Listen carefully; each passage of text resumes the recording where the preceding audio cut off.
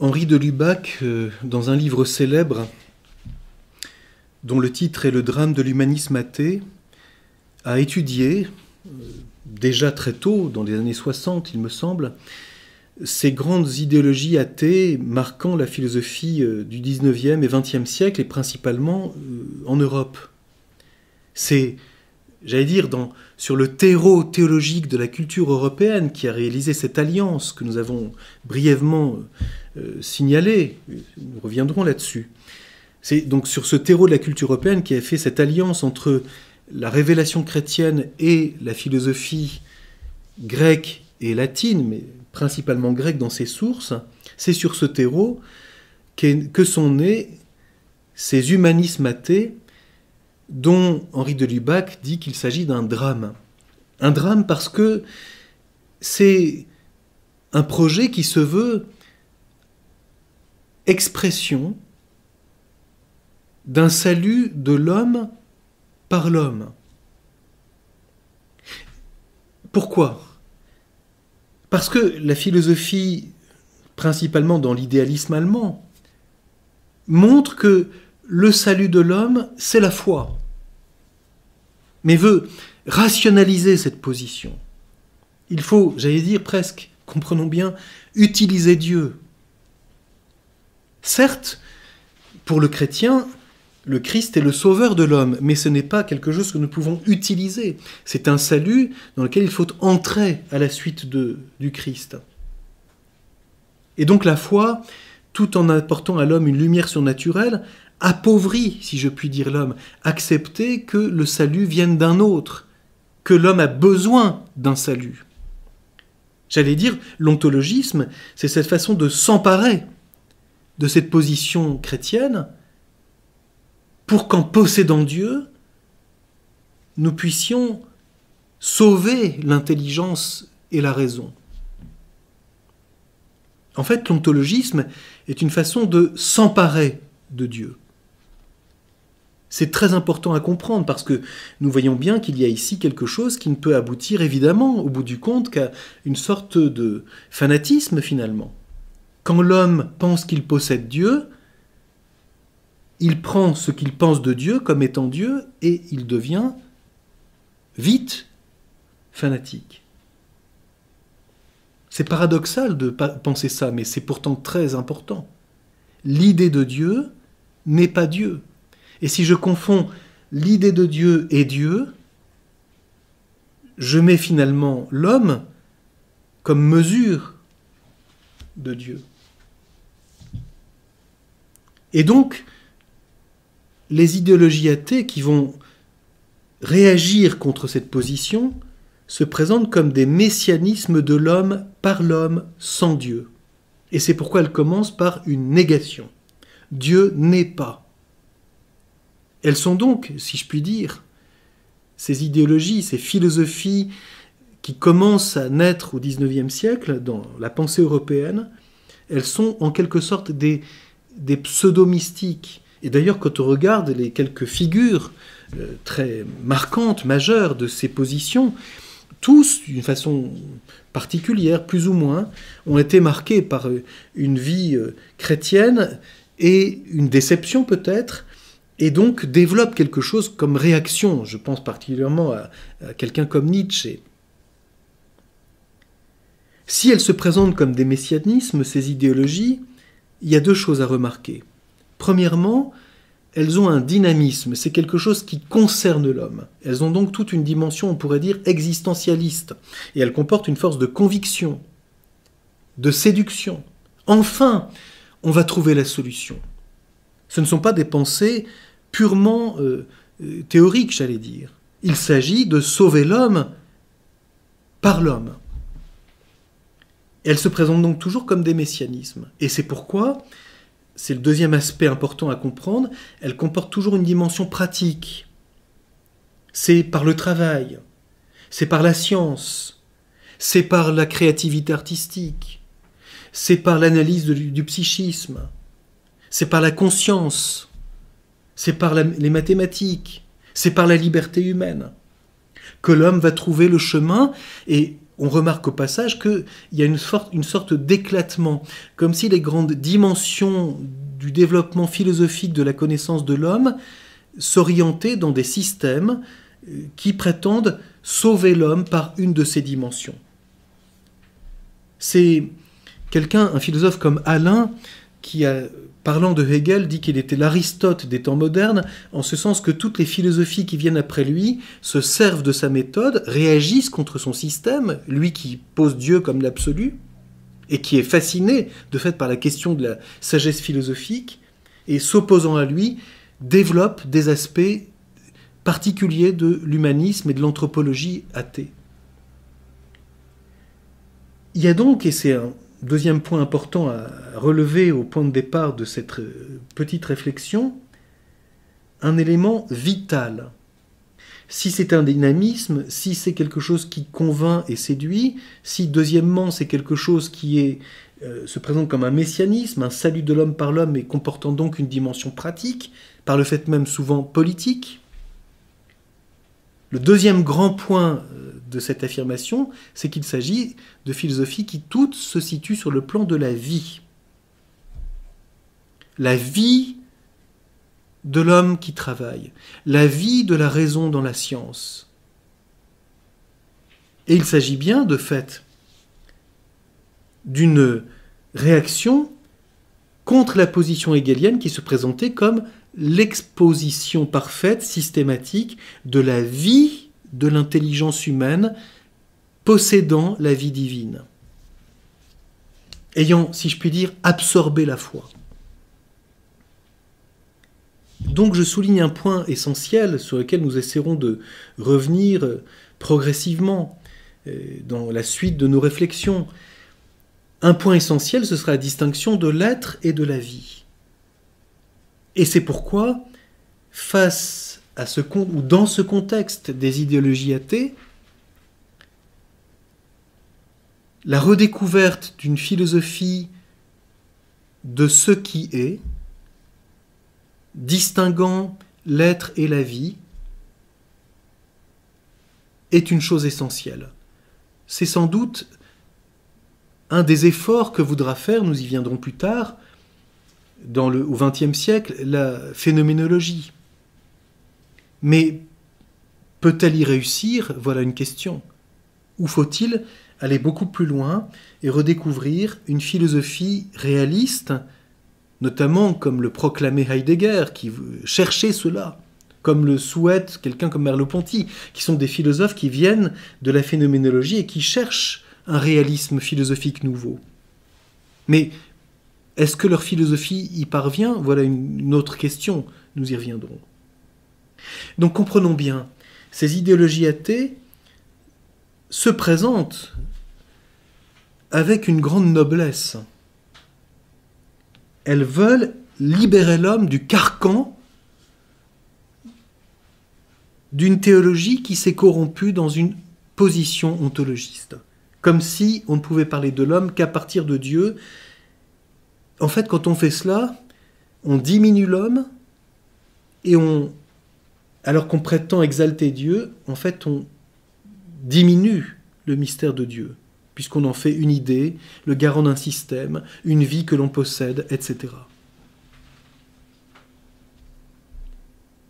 Quelles sont donc les quelques grandes figures de ces messianismes philosophiques qui, d'une façon ou d'une autre, ont pu connaître des développements dans différents domaines? La première figure que j'évoque rapidement, c'est celle d'Auguste Comte, philosophe français, né en 1798 et mort en 1857, et qui développe ce qu'il appelle le savoir positif, ce qu'on a ensuite appelé, ou qu'on trouve aussi sous sa plume, la position positiviste. Sans doute s'agit-il de l'idéologie fondamentale dans ses positions propres au XIXe siècle. Il s'agit, pour Auguste Comte, d'exalter la raison scientifique, au sens des sciences modernes. La science comme unique connaissance possible. Nous savons combien ce problème est toujours actuel et brûlant. Ces positions que nous voyons régulièrement de savants qui disent que la science, parce qu'elle est humaine et qu'elle relève de la raison, et qu'elle se sert de l'outil mathématique, n'a pas besoin de Dieu, et c'est vrai. Mais dans l'idéologie positiviste, on voudrait aller plus loin et dire que la science moderne seule est vraie. Et que donc, l'hypothèse Dieu est inutile. De fait, Dieu n'est pas une explication du monde. Mais on n'est pas sur le même plan. Ce n'est pas parce que la science humaine se développe que la question de l'existence d'un être premier que les traditions appellent Dieu ne se pose pas. La question n'est pas sur le même plan. Et en réaction contre cette position, on a certains apologètes, n'est-ce pas, qui veulent dire qu'on peut prouver Dieu par la science et que la science aboutit nécessairement à la question de Dieu, ce qui n'est pas juste. Donc on est devant cette espèce de dialectique permanente entre une idéologie positiviste qui, de la science, veut dire qu'il n'y a que la science, et d'une apologétique qui veut dire que la science ne peut aboutir qu'à l'affirmation de Dieu, et donc qui veut ressusciter, si je puis dire, un ontologisme scientifique. La science aboutit à l'affirmation d'existence de Dieu. Alors il faut bien comprendre, parce que cette position marque énormément la mentalité courante dans laquelle nous nous trouvons. Et le philosophe aujourd'hui se trouve confronté à l'idéologie positiviste. Je vais le formuler sous cette question. Dans un monde scientifique où la science moderne domine une quantité d'approches du réel, une philosophie réaliste qui cherche la sagesse, est-elle encore possible? A-t-elle un sens? Est-ce que le philosophe doit partir des sciences modernes? Ou bien a-t-il son propre développement? Ne fait-il que se réfugier alors dans la conscience de la vie, de l'esprit, dans l'homme? Donc comprenons bien l'importance de la position positiviste. Je cite ici une phrase d'Auguste Comte qui est emblématique. « Le véritable esprit positif », je reviens sur cette expression dans un instant, « le véritable esprit positif consiste surtout à substituer l'étude des lois invariables des phénomènes à celle de leur cause proprement dite, première et finale. En un mot, à substituer la détermination du comment à celle du pourquoi. » Fin de citation. Donc je souligne bien, il ne s'agit pas seulement de dire il y a une connaissance du comment que la science moderne développe et qui montre les lois des phénomènes, des constantes entre les phénomènes. Très bien. Et puis il y a le domaine d'une connaissance philosophique qui se situe sur un autre plan. Ceci, c'est de l'épistémologie qui distingue le niveau des connaissances. Non, pour Auguste Comte, il faut substituer l'étude des lois à celle des causes. Substituer la détermination du comment à celle du pourquoi. C'est là qu'est l'aspect idéologique. Et on comprend comment ceci comporte l'affirmation de l'inutilité de la recherche de Dieu. Il ne faut pas s'encombrer de ce problème, puisque on n'est plus dans la recherche du pourquoi, on n'est plus que dans le comment, la science suffit. Et la raison scientifique est la seule chose sérieuse et importante. C'est ce qui fait dire encore à Auguste Comte cette chose tout à fait symptomatique, si je puis dire. Parvenu, je cite, « Parvenu à son état définitif de positivité rationnelle, l'esprit humain renonce aux recherches absolues. » Parvenu à son état définitif de positivité rationnelle, l'esprit humain renonce aux recherches absolues. C'était illusoire. Freud dira que l'influence la plus marquante dans sa propre recherche, ce sera celle d'Auguste Comte. Et on connaît son livre célèbre, que dans traduction française on a publié sous le titre « L'avenir d'une illusion », l'illusion étant l'attitude religieuse. Donc autrement dit, c'est illusoire de se poser ce genre de questions quand on est parvenu au savoir positif, au savoir scientifique, positif n'étant pas ici le contraire de négatif. Positif ici, ça correspond au mot grec qui veut dire comment, qui est le mot pos. Le savoir positif, c'est le savoir qui s'intéresse au comment des choses. Et donc, quand on est dans l'état définitif du savoir positif, de la connaissance scientifique parfaitement maîtrisée, l'esprit humain renonce aux recherches absolues. Et donc, par le fait même, il n'y a plus d'absolu, donc tout est relatif, c'est ça que cela veut dire. Et de fait, la connaissance scientifique moderne, bien qu'elle cherche du nécessaire dans les lois, a quelque chose de relatif, puisque une hypothèse peut être élaborée pour perfectionner une théorie scientifique. La science est interprétative des phénomènes.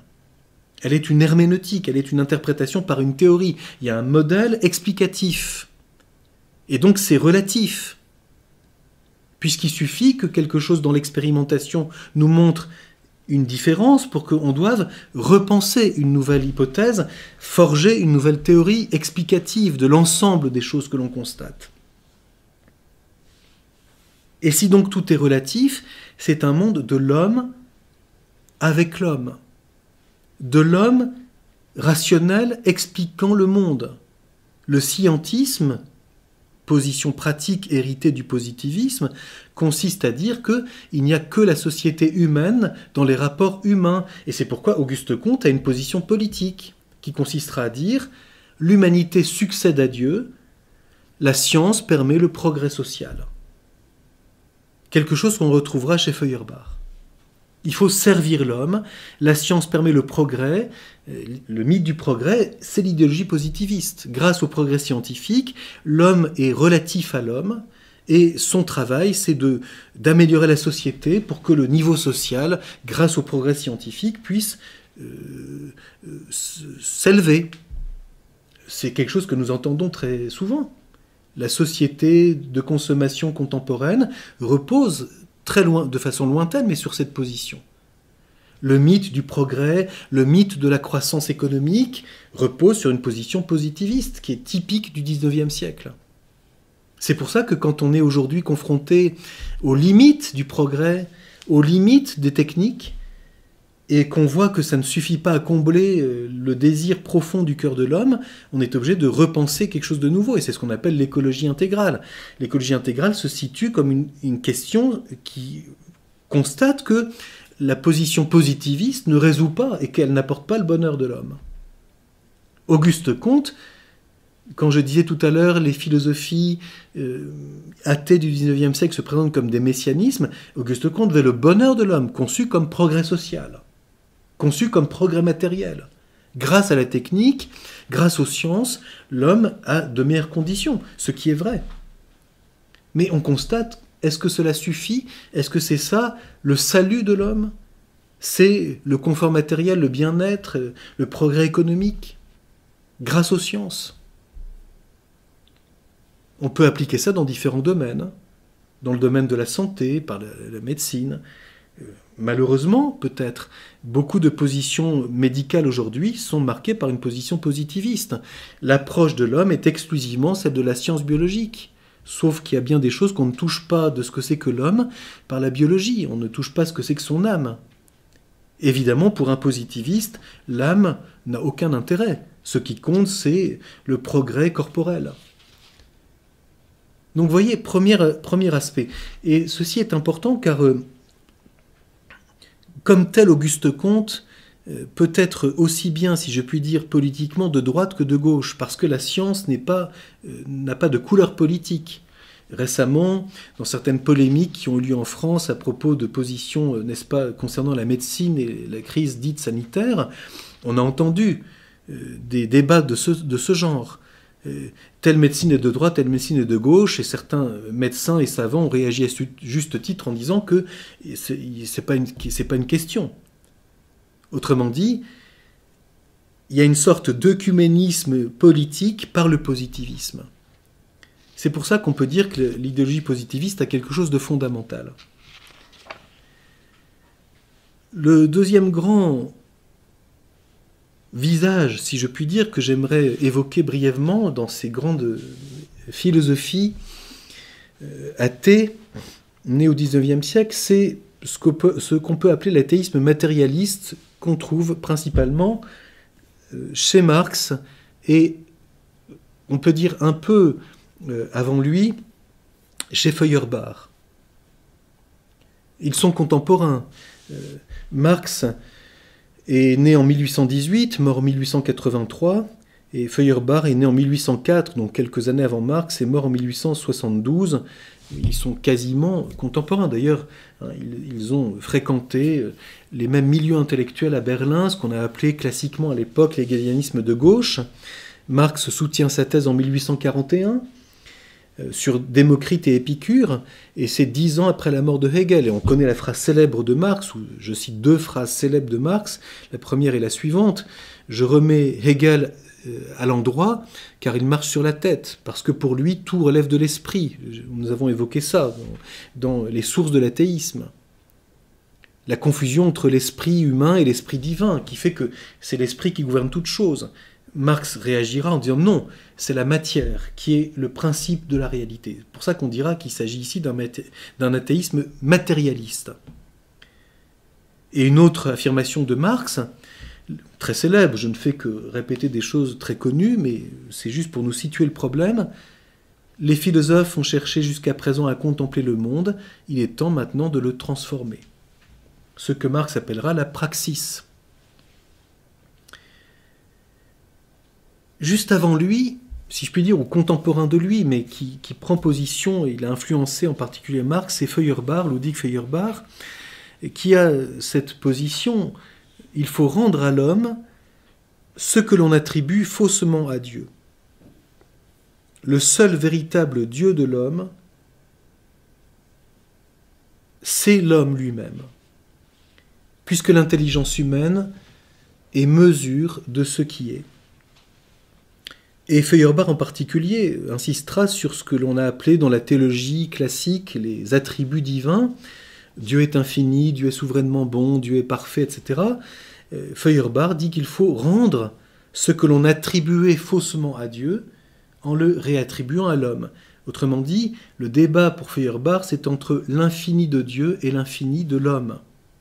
Et c'est une vraie question qui trouve sa racine dans la position cartésienne. N'oublions pas que Descartes dira qu'il a en lui l'idée d'infini et que cette idée a été mise en lui par un Dieu infini.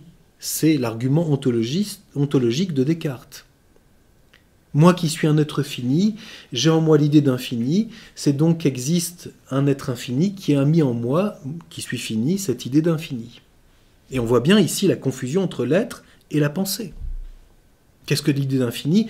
Et on sait combien Descartes fait allusion, quand il dit cela, à l'argument ontologique de saint Anselme, mais je ne rentre pas ici dans tous les détails. Feuerbach va dire « la pensée humaine est infinie ». J'ai dit dans un entretien précédent que ces philosophes sont marqués par une position vitale. La vie de l'intelligence humaine, dans sa capacité de connaître, n'a pas de limite, puisque je peux toujours mieux connaître la vérité. Mais c'est un infini dans l'ordre de la vie. Je ne suis pas infini dans mon être,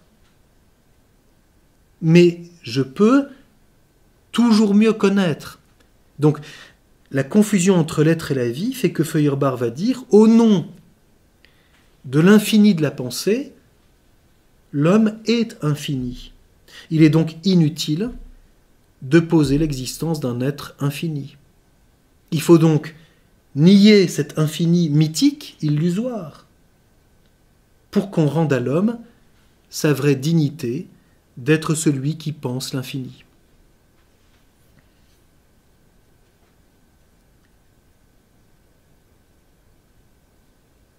Feuerbach dit de lui-même que il est Luther II, et que, à partir de lui, on aboutit enfin à l'accomplissement de la position propre à la pensée allemande, qui est, comme pour Auguste Comte, la vraie religion, c'est le service de l'humanité. Il est bon de savoir, par exemple, que le premier, il me semble, qui emploie le mot humanitaire, c'est Feuerbach. Feuerbach fait du service humanitaire la seule vraie religion. L'homme qui sert l'homme.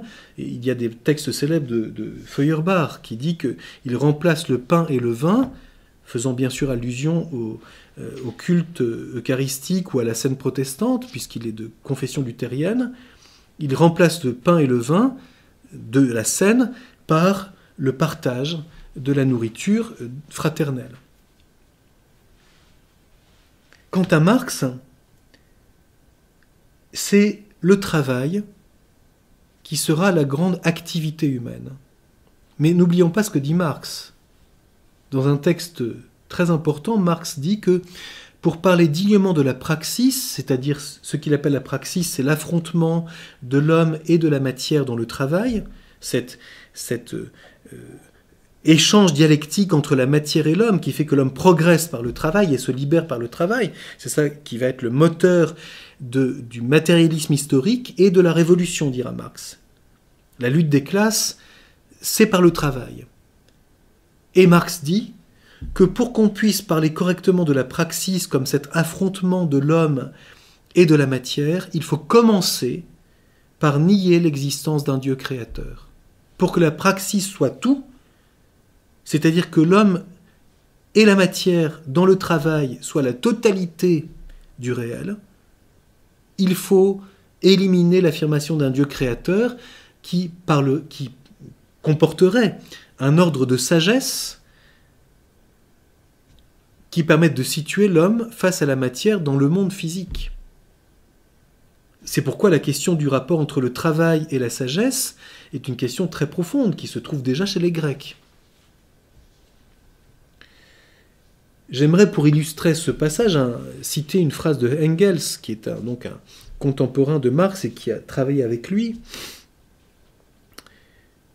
Le culte de l'homme abstrait, qui constituait le centre de la nouvelle religion, c'est-à-dire celle de Feuerbach, devait nécessairement être remplacé par la science des hommes réels et de leur développement historique.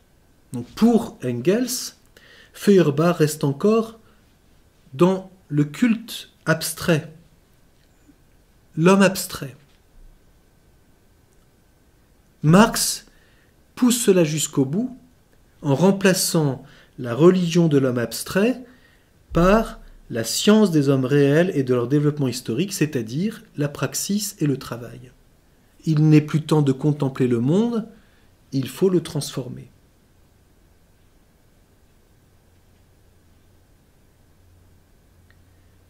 Troisième grande position, ou visage, nous ne faisons ici qu'évoquer quelques aspects, c'est la position nietzschéenne.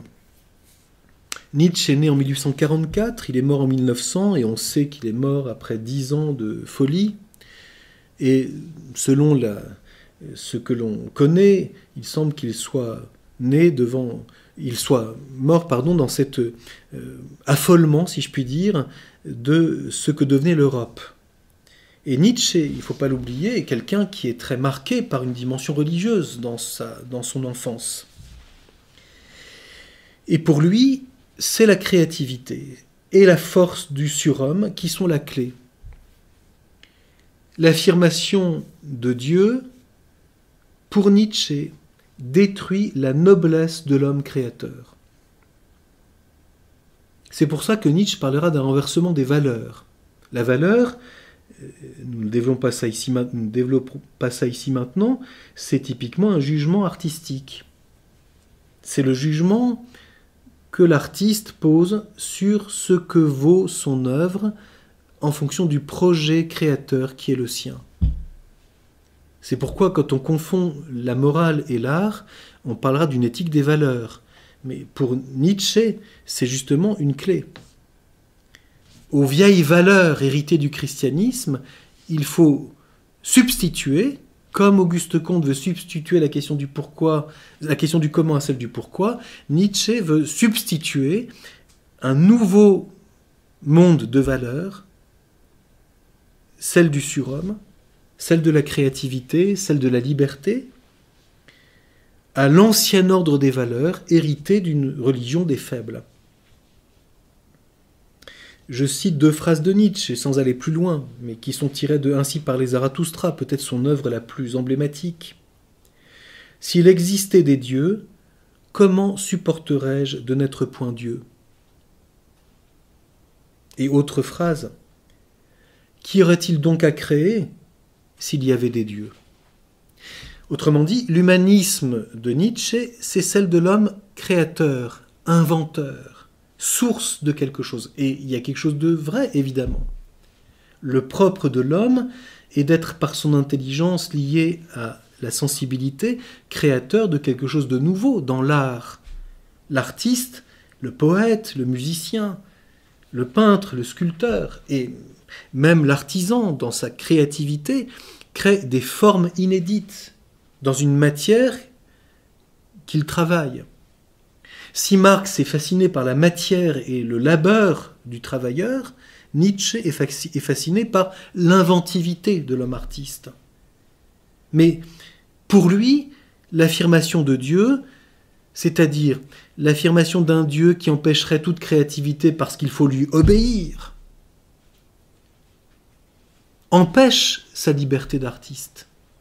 Il réagit donc contre une vision ontologiste qui, au nom de Dieu, exalte l'obéissance en supprimant la liberté créatrice. Il faut donc enlever ce Dieu qui est un tyran et toutes les valeurs instituées par la loi kantienne qui parle à notre conscience de ce que nous devons faire pour créer un monde nouveau. Un monde nouveau. Tout ceci sont des termes qui ont une connotation chrétienne, mais qui sont remplacés par une position humaniste.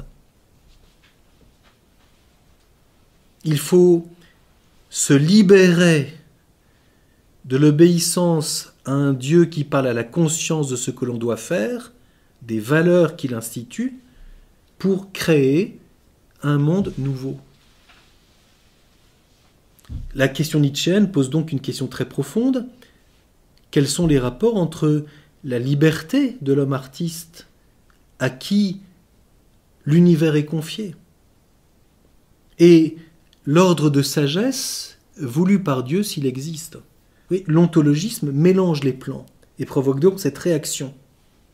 Il faut, puisque Dieu empêche l'homme d'être libre, il faut supprimer ce Dieu tyran pour que l'homme soit libre de créer son monde.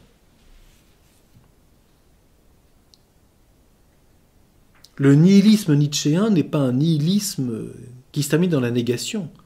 C'est l'affirmation d'un ordre nouveau.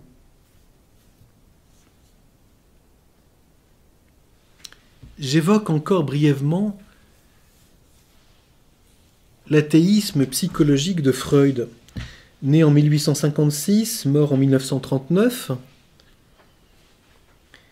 et qui, dans l'avenir d'une illusion, souligne que la religion est une explication inutile.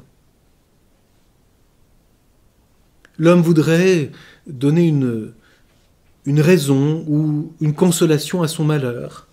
Il est dans la souffrance, il est blessé, il est marqué par les difficultés de sa vie, et il cherche des succédanés, des explications, des consolations. La religion en est une. Il faut donc supprimer cette illusion pour que l'homme puisse se sauver lui-même de ses souffrances, de ses blessures, des ruptures qu'il a connues.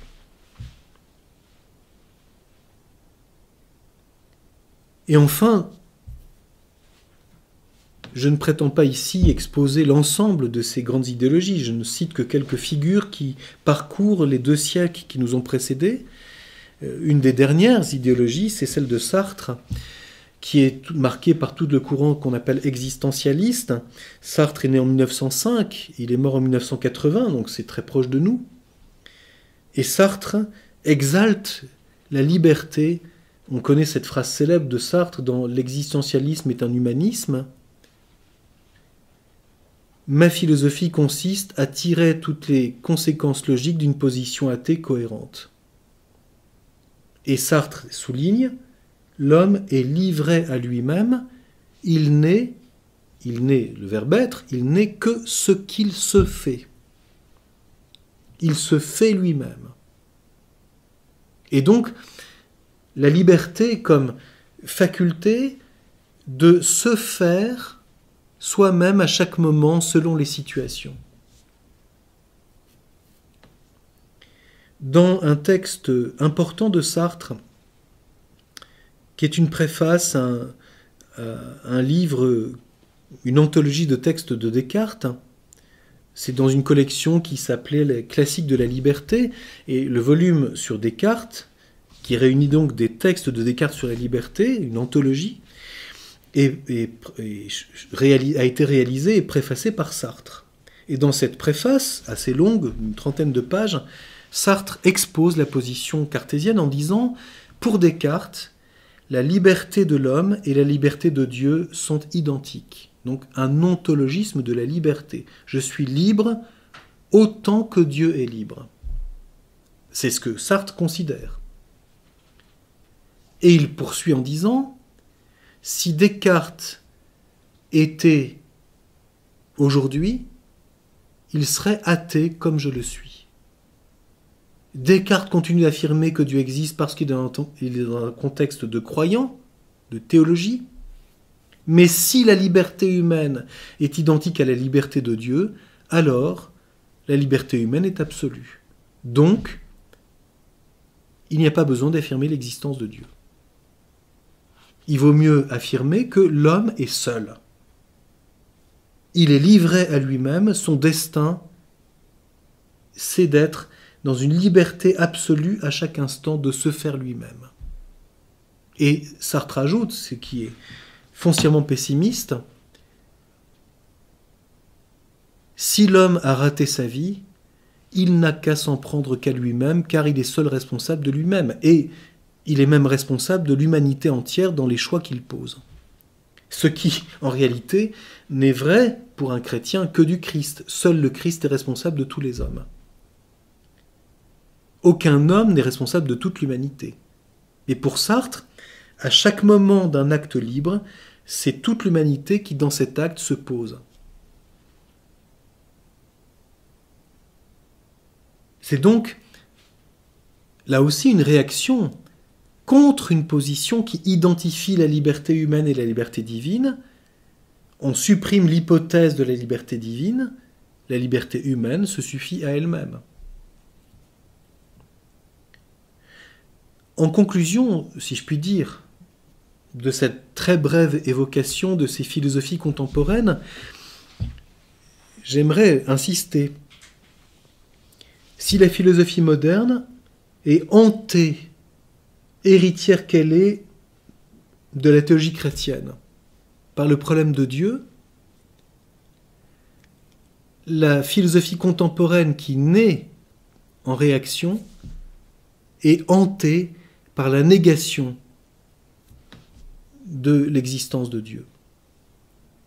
Pour que l'homme retrouve sa noblesse, sa dignité, se sauve par lui-même, soit comme individu, soit comme communauté, soit dans la relation intersubjective, peu importe, par le travail, dans son psychisme, dans sa liberté, dans sa créativité, par la science. Autant de projets messianiques où l'homme, dans ce qu'il fait, son travail, sa science, sa création artistique, ses actes libres, son effort de corriger ses difficultés, ses souffrances, se sauve par l'homme.